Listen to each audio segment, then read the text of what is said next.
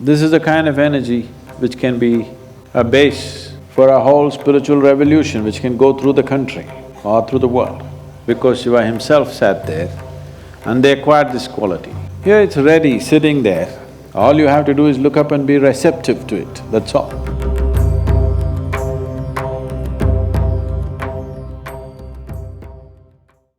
When Adiyogi himself was in a state of distress, or maybe distress is not the word, when he was in a certain state of acrimony with himself, when he could not fulfill the promise that he kind of made to a devotee, because he got deceived by some other forces. He was disappointed and angry with himself, in a certain state of despondent. In that state, he came and sat here. Probably most of you know the story about why he became like this. So to put it very simply, a South Indian woman, South, the very tip of the subcontinent, which is today,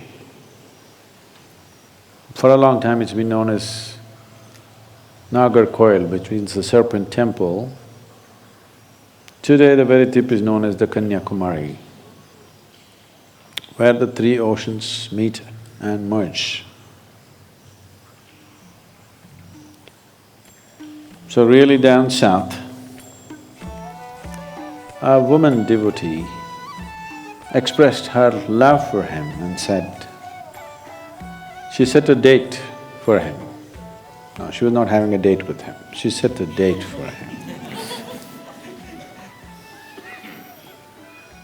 That by this day's sunrise, if you do not appear and marry me, I will shed my body.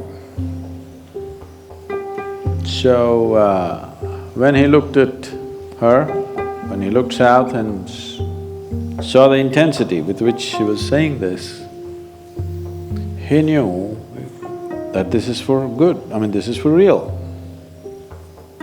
That she's actually going to leave her body if he does not make it. So he started his journey from the upper regions of Himalayas down south. So, he's just trying to meet the deadline, but there are any number of people who don't want him to marry a South Indian woman. So, they put various types of obstacles in his way, but he ignored all that and he came on. When he came very close to this place, when he was just 22 kilometers away, what they did was, they put up a huge heap of camphor and lit it far away. In the early morning, mist, when there is mist, every particle of water in the air acts like a magnifying glass, and it just blew up in such a big way that it actually looked like a sunrise. Then they told him, sun has come up, she would have left her body anyway, what are you going there for?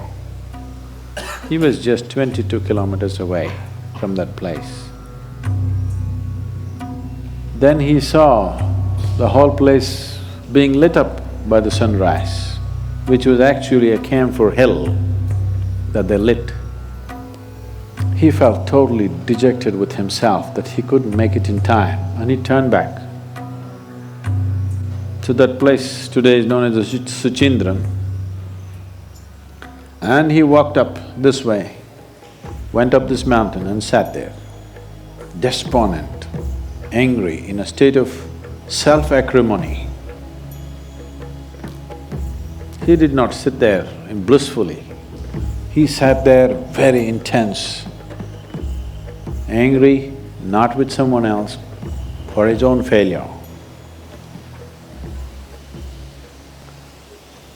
So because he sat here in that condition, which is rare, the place acquired a completely different kind of intensity, a completely different kind of quality about itself, and it bred a whole series of yogis who went to do sadhana there because Shiva himself sat there, and they acquired this quality. They walked with the same rage and intensity, not rage about anybody, simply angry, not about anything. So, a whole series of yogis came from that.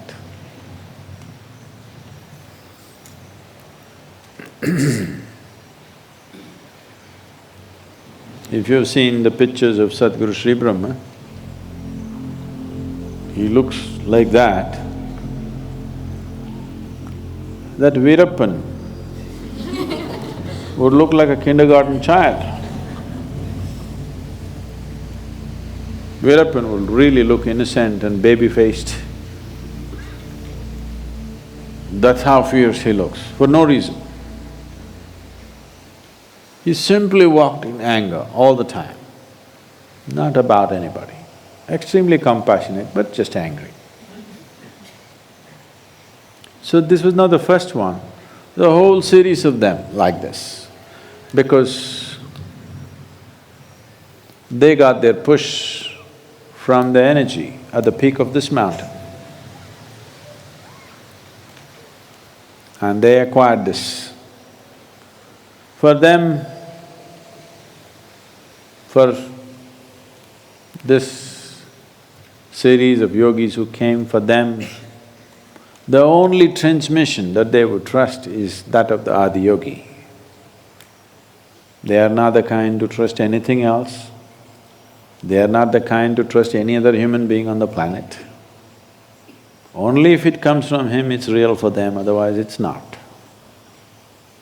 So they grew in this, because here Adiyogi sat in a certain state of fierceness, despondence, and a kind of acrimonious condition within himself. The very peak acquired that quality, divine, but in a different way. They became that kind.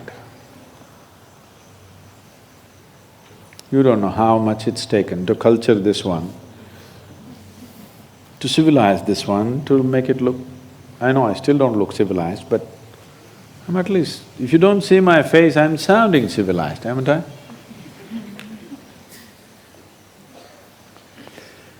So, the energy, the intensity of what this mountain can transmit, what this peak can do to people is too phenomenal. If we have to generate this kind of energy, enormous amount of work has to be done, enormous. Here it's ready, sitting there. All you have to do is just look up and say Shiva. All you have to do is look up and be receptive to it, that's all.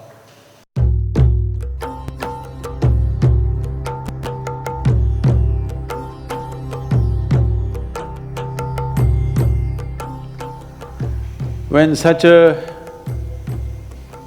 energy basis is available, this is the kind of energy which can be a base for a whole spiritual revolution which can go through the country or through the world. This is not an exhaustible kind, it's an inexhaustible kind. It's not something that'll run out.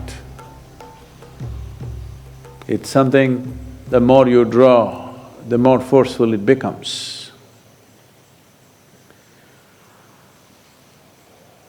We would like this to happen to the whole world, but I'm thinking right now, I'm getting old, so I'm thinking more modest these days. I'm thinking at least people who happen to be born in Tamil Nadu should not spend their life without ever being in touch with this energy.